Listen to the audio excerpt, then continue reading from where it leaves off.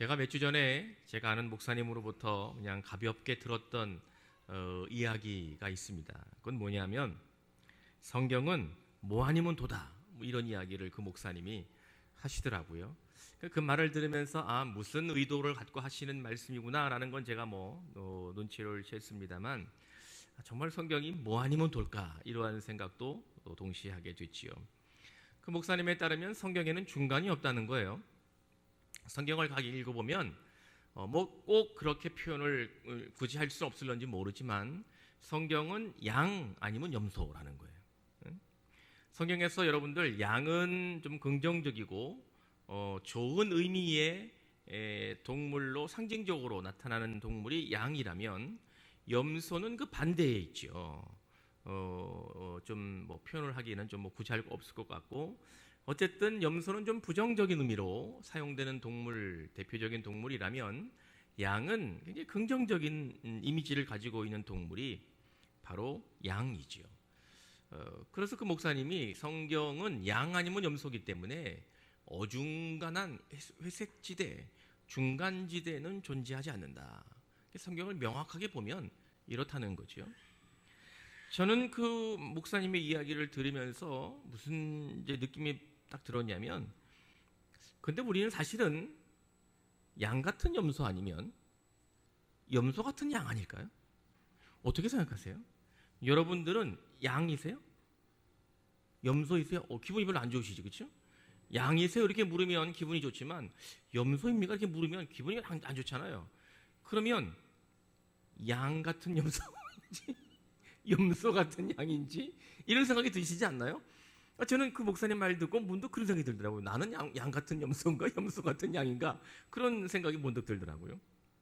제가 이런 생각을 하고 있는 걸 마치 그 목사님이 읽기나 한 듯이 그 목사님이 이어서 무슨 말을 하셨냐면, 마태복음 25장을 읽어보면 예수께서 하신 유명한 비유가 나옵니다. 달란트 비유가 나오죠. 그 달란트 비유를 보면 그 두 가지의 종을 말하고 있는데, 하나는 착하고 충성된 종, 다른 하나는 악하고 게으른 종, 이렇게 규정을 하고 있다는 거예요. 이게 양과 염소를 연장선상에 있다는 거예요, 이 목사님의 말은. 여러분들 아시는 분은 아시겠지만 주인이 먼 곳을 떠나면서 종들을 불러서 두 명의 종들에게는 각각 5달란트, 2달란트를 주었죠. 그리고 이 5달란트, 2달란트 받은 종은 주인이 돌아왔을 때 칭찬을 받습니다. 근데 그 칭찬하는 내용이 뭡니까? 착하고 충성된 종아, 이렇게 칭찬을 받죠. 그런데 1달란트 받은 종은 주인이 돌아와서 1달란트 받은 종을 책망합니다. 꾸짖지요. 그리고 꾸짖으면서 주인이 표현한 말이 뭐죠? 악하고 게으른 종아, 이렇게 꾸짖지요. 그러고 보면 그 목사님의 의도가 분명한 거예요. 양 아니면 염소, 착하고 충성된 종이든지 악하고 게으른 종이든지 이 양 중에 둘 중에 하나지, 이 중간 어중간한 거, 회색지대 이런 거는 없다는 거예요. 그러면서 이 목사님이 계속 무슨 이야기를 이어나갔냐면, 이렇게 문득 성경을 읽다가 성경은 뭐 아니면 도구나 이런 생각이 문득 드니까 나는 어떤 사람일까, 이러한 질문을 스스로 하게 되었다는 거죠. 이해가 되잖아요, 우리들도. 여러분들도 제가 양 같은 염소인지 염소 같은 양인지 그러니까 나는 어디지, 이런 생각이 문득 들잖아요. 이 목사님 생각을 할 때 나는 목사로 살아가고 있는데 나는 하나님 보시기에 착하고 충성된 종인지 아니면 악하고 게으른 종인지 어디에 속해 있을까? 중간지대는 없는 것 같은데 나는 어디에 속할까? 고민하더라도 이게 결론이 안 나는 거예요. 결론을 내고 싶지 않은 거지 뭐. 솔직하게 이야기하면 우리 모두가 동일한 마음이시죠? 이심전심 이럴 때 쓰는 말이에요. 제 마음이 여러분들 마음이지 뭐. 안 그렇겠습니까? 여러분들 생각을 제가 뻔히 다 알지 뭐. 그 생각이 제 생각이니까 우리 모두가 다 공감을 할 수밖에 없는 거죠. 아무리 생각해봐도 내가 착하고 충성된 종이라고 이야기하기에는 하나님 보실 땐 너무 민망하고 부끄럽고 창피하고, 악하고 게으른 종이라고 생각하자니 또 그건 아닌 것 같고, 그런 생각이 들더라는 거예요. 그래서 이 목사님이 아무리 중간지대가 없다고 그러지만 나는 그냥 악하지는 않지만 게으른 종, 생각하기로 했다는 거예요. 악하지는 않지만 게으른 종이라고 생각을 하기로 했다는 거죠. 그러니까 마음이 좀 편해지더래요. 악하지는 않지만 게으른 종. 이게 적절하게 타협을 본 거예요, 혼자. 그리고 이제 그런 생각을 하고 집에 가서 그 목사님 사모님과 저녁을 먹으면서 내가 오늘 성경을 읽고 말씀을 준비하다가 이런 고민을 했어. 그러다가 보니까 나는 착하고 충성된 종도 아닌 것 같고, 그렇다고 내가 목사로 살고 있는데 악하고 게으른 종은 아닌 것 같고, 고민하다가 내 스스로 그냥 악하지는 않지만 게으른 종이라고 그렇게 생각을 했어. 그 얘기를 했대요. 이 사모님이 그 목사님의 이야기를 가만히 밥을 먹다가 듣더거는 한마디 아주 뭐 촌철살인이라고 그러나 핵심적인 말을 한마디 했다는 거예요. 그 말을 듣고 그 사모님이 그 목사님한테 여보, 게으른 게 악한 거야. 게으른 게 악한 거야. 그렇게 이야기를 했다는 거예요. 이 목사님이 뭐 더 이상 이 문제를 가지고 계속 이야기하진 않았어요. 그 뒷이야기를 이야기하진 않았는데, 여러분들 그 사모님이 그 목사님에게 여보, 게으른 게 악한 거야, 그렇게 이야기했다는 이 말 속에 담겨져 있는 의도가 뭘까요? 그 목사님에게 그런 것 아니겠어요? 여보, 두말하지 말고 충성이나 해. 그게 착한 거야. 이러한 의미로 하는 것 아니겠습니까? 뭐 이렇게 이야기했는지 안 했는지 모르지만 제 아내가 이렇게 얘기했다고 하면 밥 먹다 말고 싸웠을 것 같은데, 어쨌든 뭐 그렇게 얘기를 했는지 안 했는지 모르지만 그 말 속에 담겨져 있는 것은 그거죠. 뭐 고민하지 말고 그냥 충성이나 해. 그게 착한 종인 거야. 그러한 의미를 가지고 한 말이 아닐까 생각을 하게 된 거죠. 우리 스스로가 하나님의 말씀을 따라 살아간다는 건 굉장히 어렵다고 생각합니다. 힘들다고 느끼죠. 그런데 성경이 우리에게 들려주고 있는 바와 같이 또 그 목사님의 말씀을 묵상하면서 느끼고 고백하고 고민했던 것처럼 하나님의 입장에서 보면 말씀을 따라 살아가는 건 아주 간단하고 단순한 겁니다. 우리의 입장에서는 복잡한 거지 하나님의 입장에서 보면 아주 단순하고 간단한 문제인 거죠.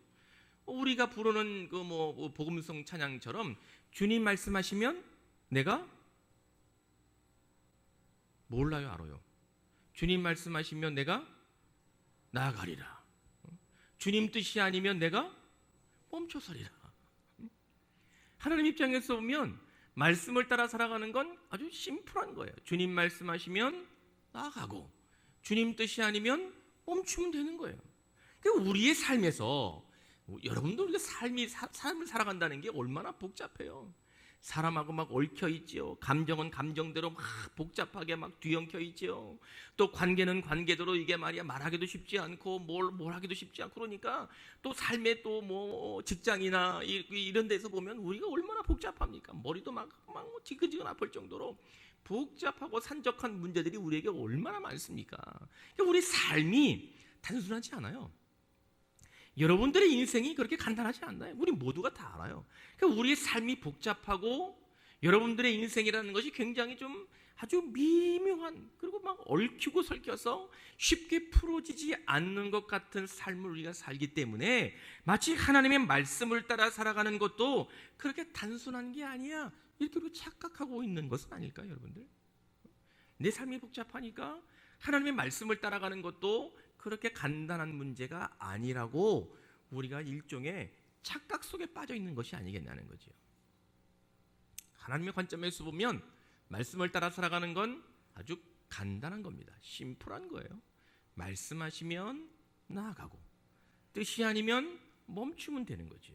우리가 우리 스스로 어렵다, 안 된다, 복잡하다, 할 수 없다, 그건 말도 안 된다 이렇게 생각하고 우리가 교회를 다니고 있는 것은 아닐까?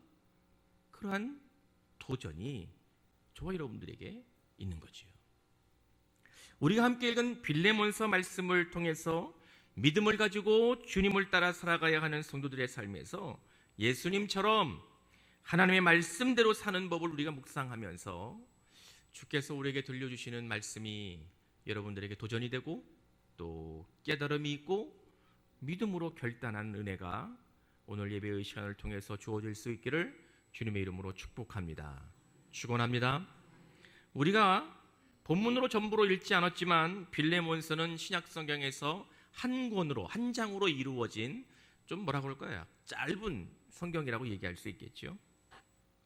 그런데 내용은 결코 간단하지 않습니다. 굉장히 묵직한 내용을 다루고 있습니다. 우리의 삶에 믿음을 어떻게 적용해야 되는지 쉽지 않은 논제를 빌레몬서가 우리에게 전달하고 있는 거죠. 쉽게 읽을 수 있는 본문이 아닙니다. 그것은 용서의 문제를 다루고 있기 때문입니다. 용서의 문제를 빌레몬서가 다루고 있기 때문이죠. 믿음이 좋다고 칭찬받았던 빌레몬에게 사도 바울은 빌레몬의 종이었던 오네시모를 용서할 것을 부탁하고 있습니다. 빌레몬과 오네시모는 원래 주인과 종의 관계였습니다. 빌레몬이 바울이 언급하고 있는 것처럼 사랑이 풍부한 사람이었고 뿐만 아니라 믿음을 가지고 있는 성도였다는 것을 오늘 빌레몬서가 우리에게 전달해 주는 것을 볼 때 바울이 빌레몬을 이 정도로 알고 있었다면 빌레몬은 그가 부리는 종에게 그 당시 사회적 기준, 통념으로 볼 때 나쁜 주인은 아니었을 거라고 우리가 합리적으로 추론할 수 있습니다.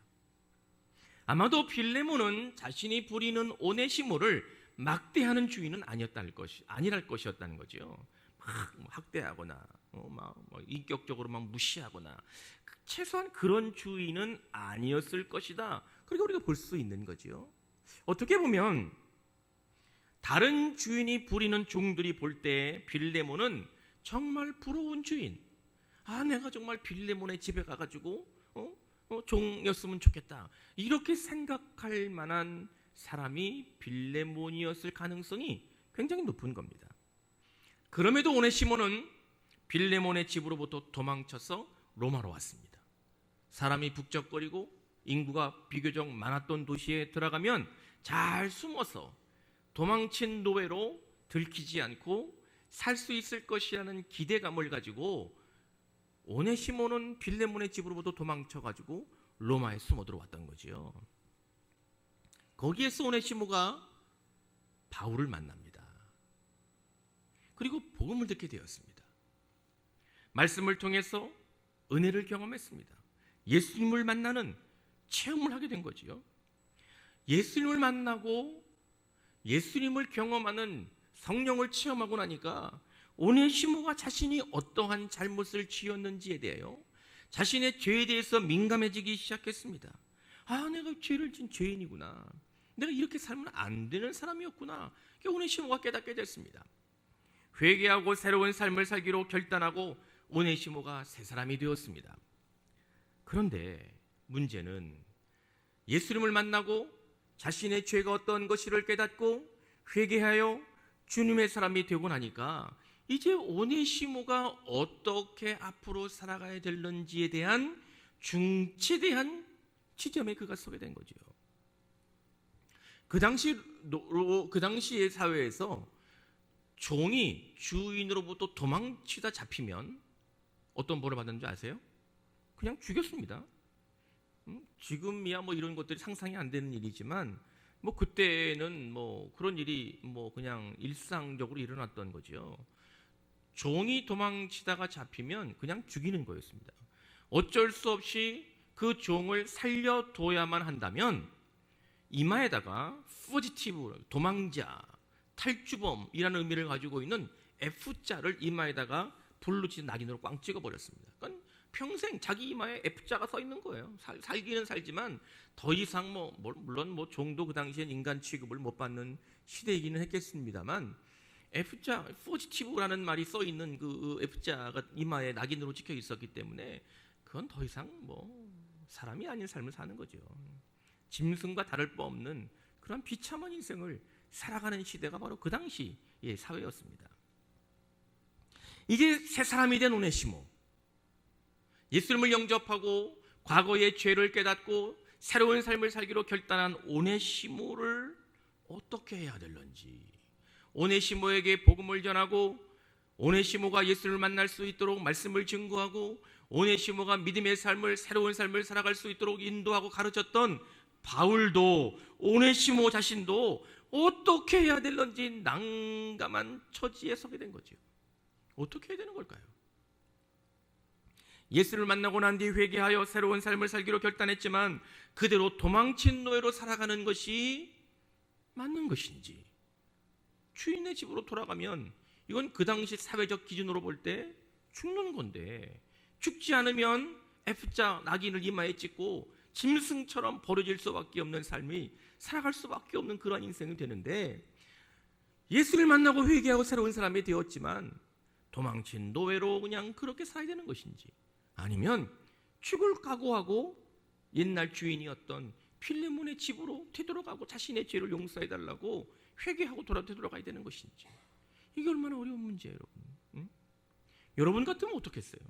응? 별로 기분이 좋은 상상은 아니지만 예수님을 만나고 난 이후에 그냥 죄인처럼 그냥 그대로 뭉개고 지내시겠어요? 아니면 죽을 각오를 하고 회개하고 돌아가시겠어요? 어떡하시겠어요? 굉장히 중요한 문제죠. 양 같은 염소인지 염소 같은 양인지 그런 질문이 우리가 주어지는 거죠. 굉장히 어려운 질문인 거죠. 그때 사도 바울이 결심을 합니다. 어떤 결심을 했느냐? 오네시모를 빌레몬에게 되돌려 보내야 되겠다는 결심을 한 거죠. 회개하고 예수를 만나 새 사람이 되었다면 그의 삶도 새로워져야 된다고 바울은 결정한 거죠. 신앙적인 거죠. 신앙적인 거죠. 어려워, 힘들어, 이것이 아니라 심플한 거예요. 회개하고 새 사람 되면 새 사람처럼 살아야 되는 거예요. 그러면서 간곡한 부탁을 바울이 오네시모의 주인이었던 빌레몬에게 하고 있는 겁니다. 8절에서 10절의 좀 긴 말씀을 제가 여러분들에게 읽어드리면, 내가 그리스도 안에서 아주 담대하게 내게 마땅한 일로 명할 수 있으나 도리어 사랑으로서 간구하노라. 나이가 많은 나 바울은 지금 또 예수 그리스도를 위하여 갇힌 자 되어 갇힌 중에 낳은 아들 오네시모를 위하여 내게 간구하노라. 이렇게 부탁을 합니다. 바울이 빌레몬에게 이야기하고 있는, 오네시모를 빌레몬에게 보내면서 이야기하고 있는 이 8절, 9절, 10절의 말씀의 뉘앙스를 우리가 잘 살펴보면 참 바울이 대단하구나, 이런 느낌을 받게 됩니다. 바울이 빌레몬에게 어떠한 의도를 가지고 분위기로 이야기하냐면요, 예수를 믿는다고 말하는 내가, 조금 전에 우리가 말씀을 드렸던 것처럼 빌레몬은 믿음이 좋은 사람이고 사랑이 풍부한 사람이라고 그랬습니다. 네가 예수를 믿는다고 이야기하지 않느냐? 예수를 믿는다는 것은 바울이 생각할 때 네가 예수님을 영접하고 회개하고 새로운 삶을 사는 사람이다, 이런 의미지 않겠습니까? 이해가 되시나요, 여러분들? 예수를 믿는다는 건 지금 저와 여러분들이 생각하고 있는 것처럼 교회를 그냥 다닌다, 주일날 교회 와서 예배드리면 나 예수 믿는 사람이야, 이러한 정도를 훨씬 뛰어넘는 일이었습니다. 그 당시에는 예수 믿는다고 죽는 일도 많았잖아요. 예수를 영접한다는 건 자신의 목숨을 거는 일들처럼 여겨지는 시대였잖아요. 그러니까 이 빌레몬에게 바울이 네가 예수를 믿는다고 그러니까, 네가 믿음이 좋은 사람이니까, 이 말은 뭐예요? 바울이 빌레몬에게 거는 기대치가 있는 거예요. 기대치가. 네가 예수 믿잖아. 네가 예수를 믿는다고 이야기하기 때문에 내가 너희에게 마땅히 그렇게 살아야 될 너희의 삶에 대하여 명령할 수 있지만, 받아! 내가 너에게 도망친 너의 노예 종 오네시모를 너에게 돌려보내니까 너는 두말하지 말고 예수를 믿으니까 예수님처럼 용서하고 그를 무조건 받아! 그렇게 명령할 수 있지만 명령하지 않고 내가 너를 사랑하고 우리가 서로 사랑하니까 사랑으로 뭐 한다고요? 권면한다는 거예요. 권면. 사랑으로 부탁한다는 거예요. 참 바울이 예수님을 닮은 사람이면은 분명하죠. 응? 명령할 수 있는 것도 명령하지 않고 부탁한다는 것 아닙니까? 응? 우리들은 안 그렇잖아요. 지시할 건 지시하고 명령할 건 명령하지, 명령할 위치에 있는 사람, 지시할 위치에 있는 사람이 부탁하고 그러지 않습니다. 해. 뭐 말이 많아 그냥 해 하면 되는 거지. 이렇게 보통 우리가 생각하지요. 바울이 나이 많은 내가 믿음으로 산다고 예수님을 영접하고 산다는 너에게 명령할 수 있지만 명령하지 않고 내가 너를 사랑하고 네가 나를 사랑하고 우리가 예수 그리스도를 사랑하고 있는 주의 백성들이기 때문에 내가 너에게 간절히 부탁한다. 할렐루야, 할렐루야. 예수님을 닮은 마음이 따뜻한 그런 바울이지요. 야, 우리가 바울처럼 이렇게 살아야 되지 않겠습니까? 그러한 은혜가 저와 여러분들에게 있기를 주님의 이름으로 축복합니다. 바울처럼 살면 참 좋을 것 같아요. 바울의 부탁은 빌레몬에게 돌아가는 오네시모를 죽이지 말아야 될 것은 당연한 것이고 그의 이마에 F자 나귀를 꽝 찍지 말라는 거예요. 그렇게 하지 말라는 거예요. 그리고 그것을 넘어서 16절에서 18절의 말씀을 참고해 보면 오네시모를 너의 종으로 대하지 말 것은 물론이고 이게 참 말이 안 되는 부탁을 하고 있습니다. 오네시모를 너의 종으로 대하지 말 것은 물론이고 나 바울을 영접하는 것처럼 오네시모를 반겨라. 그리고 오네시모에게 죄가 있으니 그 죄는 오네시모에게 묻지 말고 누구에게 물어라? 나에게 물어라. 내 탓으로 돌려라. 아, 참 감동 아닙니까, 여러분들? 감격스러운 바울의 믿음의 모습이지 않습니까? 저는 이 말씀을 읽고 또 읽고 읽으면서 야, 참 바울 감동이다. 감격스럽다. 그런 느낌을 받았습니다. 그런데 여러분, 그 당시에 사회적 기준으로 볼 때 이게 가당키 난 부탁이기나 한 겁니까? 예수님을 영접하고 믿음을 가지고 살고 있지만 그 당시 사회적 기준이라는 게 있잖아요. 통념이라는 게 있잖아요. 마땅히 그 당시 사람들이 따라가야 될 법이라는 게 있지 않습니까? 도망친 노예가 잡히면 죽이거나 어쩔 수 없이 살려줘야만 한다면 포지티브, 도망자, 탈출자, 그 이마에 F자 낙인을 찍어가지고 그냥 짐승처럼 그냥 방치해두고 그렇게 버리는 것이 그 당시 모든 사람들이 마땅하고 당연하고 죄식 이런 거 없었습니다. 그 당시에는. 지금이야 말도 안 되는 소리라고 인권유린 뭐 이런 말 하지만 그 당시 뭐 그런 인권유린 그런 게 어디 있습니까? 사회적 기준 통념이라는 것이 그것에 대하여 사람들이 뭐 일말의 죄책감이라든지 이런 느끼지 않는 시대였단 말이죠. 당연하게 그냥 모든 사람들이 그러니까 그것이 그냥 그렇게 사는 거니까 그러고 살았던 시대이니까 말이죠. 가당치도 않은 일인 거죠.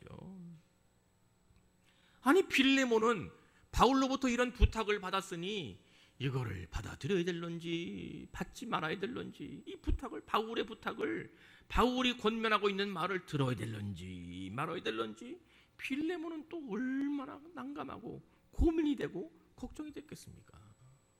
상상이 되시나요, 여러분들? 여러분들 누군가 여러분들에게 정말 여러분들이 들어주기 힘든 부탁을 하면 여러분들 그 부탁을 어떻게 하시나요? 권사님 들어줘요 그냥? 진짜 들어주기 어려운 부탁을 해. 뭐 안 들어줘요? 너무 그냥 간단하게 고개를 옆으로 흔드시는 거 아니에요? 고민도 안 하고 안 들어주는 고민을 좀 하시고 대답을 하셔야지 고민도 안 하고 그냥 막 안 돼 이렇게 쳐다보시는 거 아니에요, 우리 권사님? 참 들어주기 어려운 부탁을 듣기가 어렵지요. 제가 용서하고 들으세요. 제가 원래 이런 사람은 아닌데 제가 근래에 어느 목사님의 전화를 일부러 안 받는 한 목사님이 있어요. 아이 참 난감해. 제가 이 목사님의 전화를 지금 근 한 달 넘게 전화를 안 받아요. 이 목사님 얼마나 끈질긴지 모르냐면 하루에 몇 번씩 전화를 하는데 끝까지 안 받고 있어요. 제가 처음에 원래 안 받으려고 시작한 건 아니었어요. 이분은 원로 목사님 계실 때부터 우리 교회가 이분이 이제 뭐라 그럴까요? 이제 목회를 하시는 분이 아니고 기관에 계시는 분이에요. 이렇게 이제 좋은 이제 일을 이렇게 하시는 이제 그런 분이니까 원로 목사님 때도 우리 교회가 이분을 좀 도왔어요. 그러다가 이제 그게 이어져 가지고 저도 이제 우리 교회도 이분에게 조금 도움을 드리고 있어요. 그런데 이분이 한 2달 전부터 저에게 제가 도저히 들을 수 없는 부탁을 자꾸 하는 거예요. 일단 시간을 낼 수 없는데 저한테 시간을 내라는 거예요. 시간을 내서 같이 가자는 거예요. 또 비용도 만만치가 않아요. 아니 시간만 내면 비용은 대주든지. 비용도 너무 많아 제가 듣기에.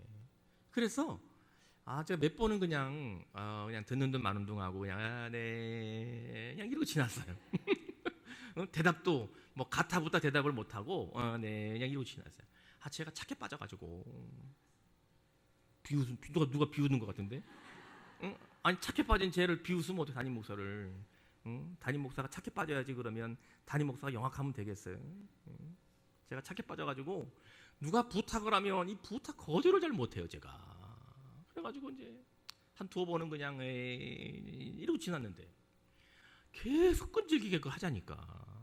그런데 어느 날 제가 신방 중에 그 목사님 이제 핸드폰을 딱 보니까 그 목사님 이름이 딱 뜨는 거예요. 그래가지고 뭐 신방 중에 받을 수 없지. 제가 어떻게 신방 중에 전화를 받아요. 신방 중에 전화를 안 받고 보니까 너무 편한 거야. 전화를 안 받으니까. 전화를 받으면 이 양반은 끊지도 않아 또. 얼마나 끈질기게. 이분의 달란트는 사람을 끈질기게 그냥 그런 게 이분의 달란트예요. 얼마나 끈질긴지 몰라요. 전화를 끊지도 않아요. 전화를 안 받으니까 너무 편한 거예요. 그때부터 이 전화를 안 받는 게 이렇게 편한 거구나. 그다음부터 제가 전화를 그냥 쌩까고 있어요. 안 받아. 계속 안 받아. 문자 대답도 안 해. 마음이 너무 힘들어 사실은. 마음이 너무 힘들고 불편해. 그 목사님에게 정말 죄송한 마음이 얼마나 막 큰지 몰라요. 그러나 할 수는 없어 제가. 시간을 내라고. 목회하기도 바빠 죽겠는데 옛날 오지 가자고 그러고 말이야. 돈은 또 돈도 많이 달라고 그러고 말이야. 아니 부탁을 해도 적당히 부탁을 해야지. 제가 우리 권사님의 마음을 이해해. 권사님의 마음을 충분히 이해해. 들어주기 힘든 부탁을 이게 들어준다는 게 정말 어려운 일입니다. 어려운 일이죠. 그런데 바울이 빌레몬에게 그런 부탁을 하고 있습니다. 그러면서 바울이 빌레몬에게 아주 중요한 이야기를 오늘 본문 속에서 하고 있죠. 6절. 내 믿음의 교제가 우리 가운데 있는 선을 알게 하고 그리스도께 이르도록 역사하느니라. 아멘. 다 같이 아멘. 바울이 빌레몬에게 오네시모를 보내면서 사회적 통념으로는 받아들일 수 없고 사회적 기준으로는 용서할 수 없고 죽이거나 그냥 짐승처럼 방치할 수밖에 없는 그러한 시대에 살고 있었던 빌레몬에게 도망친 노예 종 오네시모를 보내면서 그를 죽이지도 말고 이마에 F자를 찍지도 말고 나아가서 그를 용서하고 나 대하듯이 그를 반겨라. 그에게 네가 화가 나 있고 오네시모의 죄를 용서할 수 없고 오네시모의 죄가 있다면 오네시모에게 묻지 말고 나에게 물어라. 그러면서 오늘 본문 내 믿음의 교제가 우리 안에 있는 선을 알게 하고 그리스도께 이르도록 역사하느니라. 이렇게 말씀하고 있습니다. 두 가지를 말하고 있는 거예요. 첫 번째는 빌레몬의 믿음이 성도들의 삶 속에 숨겨져 있는 선, 아름다움을 일깨우고 깨닫게 한다는 거예요. 빌레몬의 믿음으로 말미암아 예수님을 따라가는 사람들이 저렇게 살아가는 것이 예수님처럼 살아가는 거구나. 빌레몬의 믿음을 보는 세상 사람들이 저렇게 결단하는 것이 예수 믿는 사람, 우리 안에 숨겨져 있는 하나님이 원하시는 아름다운 삶의 모습이구나. 그렇게 깨닫게 한다는 거예요. 일깨워 준다는 거죠. 여러분들 손양원 목사님 혹시 아시나요? 손양원 목사님은 아시는 분은 아시겠지만 여순반란 사건 때 예수님 믿는 그 두 아들을 친미파 예수쟁이라고 그래가지고 공산당 이놈들이 말이야, 나쁜 놈들이 손양원 목사님 둘을 죽였습니다. 총사 죽였어요. 그 사람 이름이 뭐예요? 안재선이지. 안재선. 왜 또 안씨인지 몰라. 우리 집사람 성이 안씨인데 그 안씨가 이런 이상한 사람이 있는지 모르겠어요. 안재선이 두 아들을 죽였어요. 친미파 예수쟁이라고 이 공산당의 나쁜 놈들이 죽여버렸습니다. 여러분들 생각해보세요. 저는 상상이 잘 안 되는데 말이에요. 겪어보지 않은 일이기 때문에 상상이 잘 안 되는 거예요. 손양원 목사님이 이 안재선을 뭘로 삼았어요? 양아들로 삼았어요. 양아들. 그리고 이 안재선을 신학교를 보내가지고 목회자로 살게 그의 삶을 인도했습니다.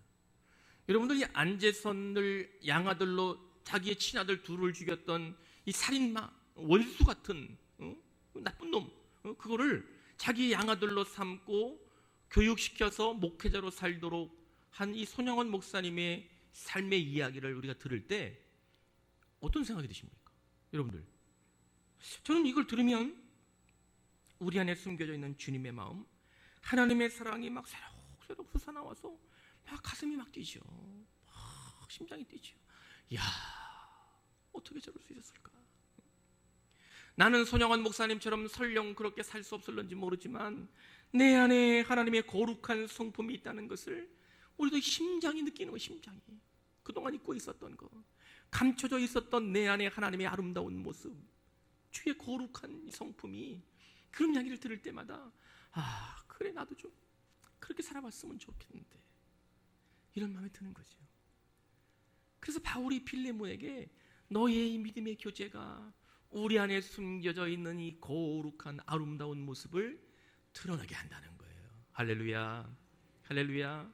그렇기 때문에 나 반기듯 오네시모를 받아라, 권면하는 거죠.